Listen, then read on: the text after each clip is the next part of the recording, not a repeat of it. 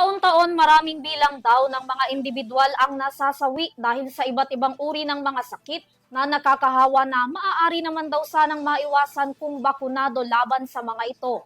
Kaya naman ngayong World Immunization Week, binigyang diin ng DOH ang kahalagahan ng pagbabakuna na libre naman daw sa mga health center sa buong bansa.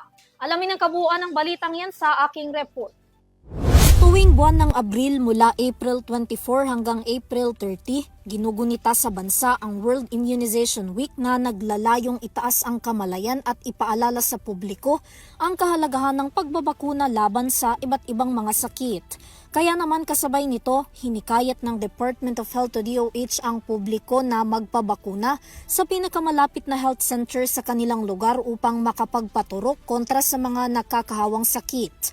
Ayon sa DOH, ang mga sanggol, bata, buntis at senior citizen ang dapat na unang nakatatanggap ng mga bakuna kontra tigdas, polio, tetanus, diphtheria, hepatitis, tuberculosis, cervical cancer, pneumonia at marami pang iba.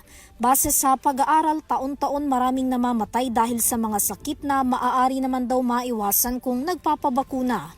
Binigyang diin din ng kagawaran ng kalusugan na mabisa, epektibo, ligtas at siguradong dekalidad ang mga gamot na ituturok, lalo na't masusi itong dumaan sa pagsusuri ng World Health Organization o WHO.